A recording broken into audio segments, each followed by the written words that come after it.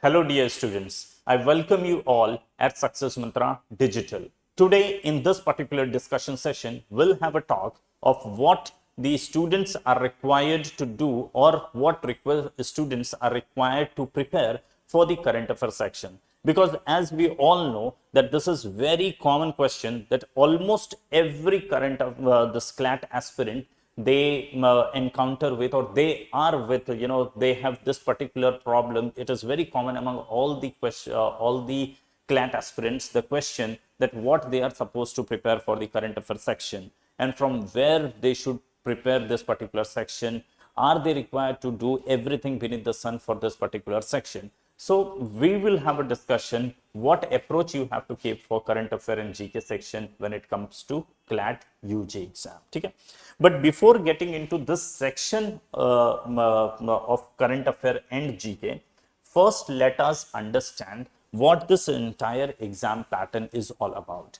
We all know that CLAT exam is of 120 marks. I'm talking about the CLAT UG. It is of 120 marks where they ask you 120 questions and for which the time is allocated is 120 minutes, which is 2 hours. So 2 घंटा यानी 120 minutes का time है. You have 120 question and for 120 marks per question is of 1 marks. इसमें 0.25 का negative marking भी होता है. Now 120 questions, these are asked from the 5 different sections. One is English, the other one is GK, current affair, third is legal reasoning, then logical reasoning and quantitative techniques, that is quant. So these are the 5 sections from which the questions are asked. 120 question for 120 marks, each question of 1 marks. Okay? Now if we look at these section and their weightage in the paper, so English holds 20% of weightage where 20 to 26 questions are asked. If you look at the current affair in GK as well as the legal reasoning, these two holds 25% weightage each, where 28 to 32 questions are asked in each of the section, right? Roughly 28 to 32. Then logical reasoning, it holds 20%, जहाँ पर 22 से 26 questions are asked, and quantitative techniques holds 10%, जिसमें 10 to 14 questions पूछे जाते हैं. Now all these sections are equally important. You cannot afford to ignore in any of the section. All the section holds important, and hence students are required to give equal amount of importance, or depending upon his ability or depending upon his preparedness, accordingly the time allocation need to be given for each section, right? Now the thing is कि if we talk about current affair and GK section, we all know कि current affair and GK में 28 to 32 questions पूछे जाते हैं, and these questions are basically from 5 to 6 passages. You have passage based questions. 5 से 6 passages होंगे और each passages में आपको 5 से 6 क्वेश्चंस होगा, तो रफली 28 से 32 क्वेश्चंस हो जाता है. अब सवाल है कि ये पैसेज आता कहां से है. तो जनरली ये जो पैसेज होगा वो पैसेज से ये बेस्ड होगा, मतलब उन्हीं पैसेजेस को पिकअप किया जाता है जो कहीं ना कहीं करंट अफेयर में रहा है, right? So current affair based passage होता है और इन्हीं पैसेजेस के बेसिस पे आपसे क्वेश्चन पूछे जाते हैं, राइट? अब वो क्वेश्चंस जो पूछे जाएंगे जिनको आपको आंसर करना है, ये क्वेश्चंस का क्या नेचर होगा. देखो, जो भी क्वेश्चंस होता है ये एक न्यूज इंफॉर्मेशन के ऊपर बेस्ड होता है. मतलब जो करंट अफेयर का टॉपिक था उसमें जो भी इंफॉर्मेशन चल रहा था वो इंफॉर्मेशन इंपॉर्टेंट है. Those informations are asked in your exam. Second comes कि उस न्यूज से रिलेटेड, न्यूज में जो इंफॉर्मेशन तो था वो था ही, लेकिन उससे रिलेटेड अगर कोई स्टैटिक इंफॉर्मेशन है तो वो स्टैटिक इंफॉर्मेशन भी आपको पता होना चाहिए. एंड थर्ड कम्स दी उससे रिलेटेड अगर कोई कॉन्सेप्ट है तो कॉन्सेप्ट भी आपको पता होना चाहिए, राइट? फॉर एग्जाम्पल, अगर आरबीआई ने कुछ जीडीपी का या repo rate, reverse repo rate कुछ चेंज कर दिया, समझिए, इमेजिन करिए बहुत एक्सटेंसिव लेवल पे, तो आपको पता होना चाहिए जीडीपी क्या होता है, जीडीपी कैसे कैलकुलेट किया जाता है, नेशनल इनकम क्या होता है. All those falls under the static information में. अभी तो न्यूज में तो सिर्फ रेपो रेट और रिवर्स रेपो रेट चल रहा था, लेकिन ये किससे रिलेटेड है, GDP and all those thing.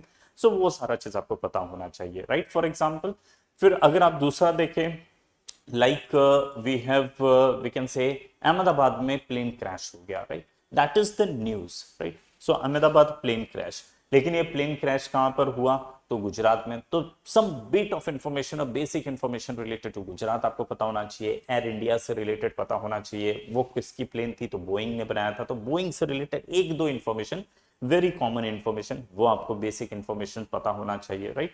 और फिर हमारी जो सिविल एविएशन मिनिस्ट्री है, उसके मंत्री कौन है वो पता होना चाहिए। गवर्नमेंट इस समय उड़ान नाम की स्कीम चला रही है, तो वो एक बेसिक उड़ान स्कीम है, उसके बारे में आपको पता होना चाहिए, right. So such type of related information, static information as well as conceptual, if there is any concept related, तो वो कॉन्सेप्चुअल इंफॉर्मेशन भी आपको पता होना चाहिए, राइट। फॉर एग्जाम्पल अगर हम बात करें तमिलनाडु की जो गवर्नर, तमिलनाडु के गवर्नर एंड तमिलनाडु की गवर्नमेंट के बीच में there is a clash, matter supreme court में गया कि गवर्नर जो भी बिल पास होता है उस बिल के ऊपर साइन नहीं करते हैं। तो दिस इज द न्यूज। अब न्यूज में तमिलनाडु के गवर्नर, गवर्नमेंट, ये सब से रिलेटेड इंफॉर्मेशन था, तो वो है न्यूज रिलेटेड इंफॉर्मेशन। लेकिन उससे रिलेटेड स्टैटिक इंफॉर्मेशन में आप क्या पढ़ेंगे, you need to know about the governor. Polity में अब आप गवर्नर इंपॉर्टेंट हो जाता है, state legislature and state executive important हो जाता है, प्रेसिडेंट इंपॉर्टेंट हो जाता है, ठीक है। So all this things become important.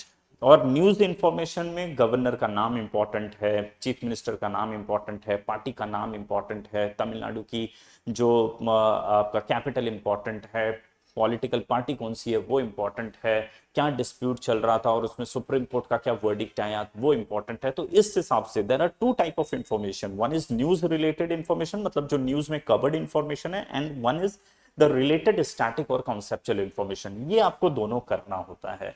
जब आप ऐसा करेंगे तो आप बोलेंगे कि आपने वो पर्टिकुलर टॉपिक को अच्छे से कर लिया, क्योंकि जो भी क्वेश्चन पूछा जाएगा, जो भी करंट अफेयर बेस्ड पैसेज है, उसमें से जो आपसे क्वेश्चन पूछे जाएंगे वो क्वेश्चन हमेशा news related information and related static and conceptual information को कवर करता है, ठीक है।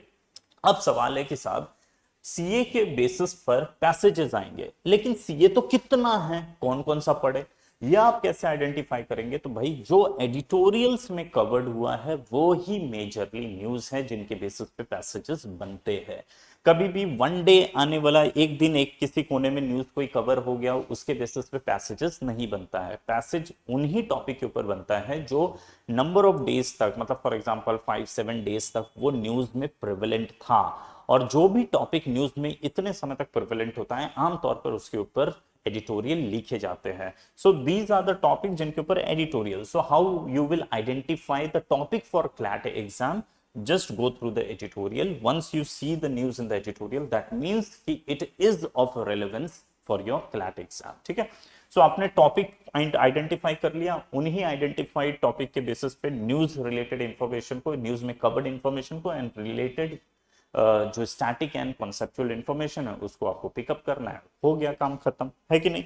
So this is the approach that you have to follow.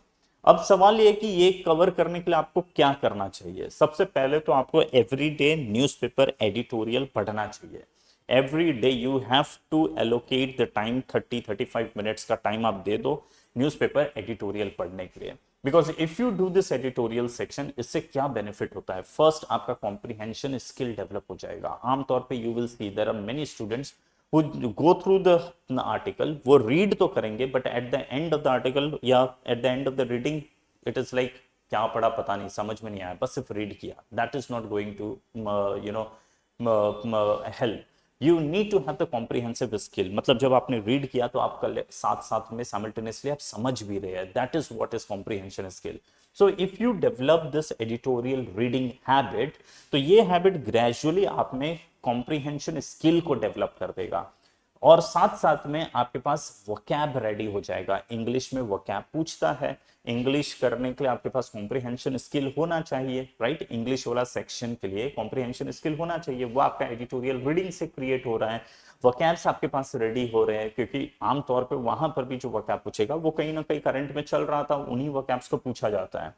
और तीसरा, if you are regular with editorial reading, तो आपका एक टॉपिक से रिलेटेड अवेयरनेस भी आ जाएगा। क्लास में तो आप पढ़ेंगे ही, लेकिन still you by yourself will be able to identify कि कौन कौन सा टॉपिक है which are important from our exam point of view, and उस टॉपिक से रिलेटेड क्या इंफॉर्मेशन सर्कुलेट हो रहा है न्यूज़पेपर में, ठीक है। So this is how you will be able to identify the topic and you will be aware of the topic, ठीक है। अब वंस आपने ये सब कर लिया अपने बेसिस पे, साथ में जो स्टडी मटेरियल आपको इंस्टीट्यूट की तरफ से मिलता है, तो वो एडिटोरियल, वो स्टडी मटेरियल को आप गो थ्रू करिए। स्टडी मटेरियल के बाद में आपने वो जो टॉपिक आपको पता चल गया उससे related GK section, like for example governor से रिलेटेड सीए का टॉपिक था तो आपको पॉलिटी में गवर्नर पढ़ना है, राइट। अगर सीए में प्रेसिडेंट से रिलेटेड कुछ था तो प्रेसिडेंट आपको पढ़ना है। तो इस तरह से रिलेटेड जो जीके सेक्शन है उसमें जो static information as well as conceptual information उसे कवर करना होता है, ठीक है, जो आपको क्लास में ही वैसे ये सारा चीज कवर करवा दिया जाता है। So this is the approach that you have to keep for your exam.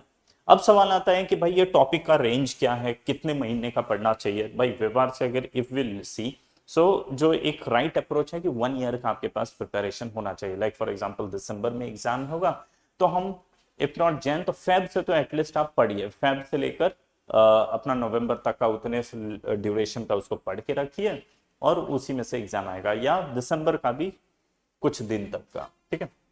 तो रफली 1 ईयर का प्रिपरेशन करना होता है। और अगर आप आइडेंटिफाई करेंगे तो ये जो बड़ी बड़ी टॉपिक्स मैं बोल रहा हूं जो एडिटोरियल में कवर होता है, you will see there are 10 to 15 such topics every month का।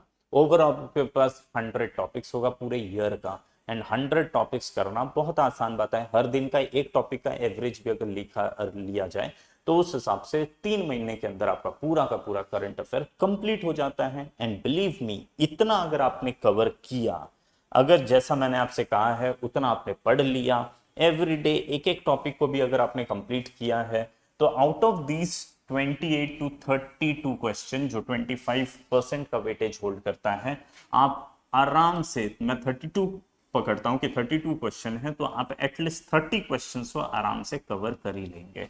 इनफैक्ट आप सभी क्वेश्चन कवर कर लेंगे अगर आपने वो सारा चीज कवर किया, that is newspaper information and related static and comprehension, जो related static and conceptual information. याद रखिएगा करंट अफेयर के सेक्शन में आपको एडिटोर, वो जो पैसेज है वो पढ़ना नहीं होता है। जो करंट अफेयर सेक्शन में पैसेज है वो बस सिर्फ देखने के लिए है, आपके पास सारा इंफॉर्मेशन पहले से ही होना चाहिए। You must be pre prepare to answer for those question, you need not to look in the passage. Hardly there will be any 1 or 2 question जो इसके लिए आपको पैसेज को देखना भी पड़े, बट अदरवाइज आपके पास सारा चीज इंफॉर्मेशन पहले ही स्टोर होना चाहिए, ठीक है, and you are able to answer the question. आपको इंफॉर्मेशन जो सीए बेस्ड है वो पैसेज में नहीं मिलेगा। तो सीए की ये भी एक ब्यूटी है कि इतना आपको मार्क्स दे देगा 30 मार्क्स के करीब में, और उसमें भी आपको ज्यादा टाइम एलोकेट नहीं करना। You need not to read the passage, directly question पढ़ो आंसर करो, क्वेश्चन पढ़ो आंसर करो। तो ये 1 मिनट के हिसाब से 30 मिनट्स या 32 मिनट्स, हाफ एन आवर भी नहीं लेगा, ये तो 15 मिनट्स के अंदर ही आपका कंप्लीट हो जाएगा अगर आपने अच्छे से प्रिपरेशन कर रखा है तो, ठीक है जी। तो आपको बस सिर्फ एक सिंपल सा अप्रोच रखना है एंड यू विल सी कि you develop a command in the current affair section, ठीक है। So I hope you will go as per the approach that I have guided you, or you will see the difference, ठीक है जी। If you find any, if you have any question, if you find anything difficult to understand, so you can write in the comment section, we'll get back to you, ठीक है। Till then, goodbye, take care, thank you.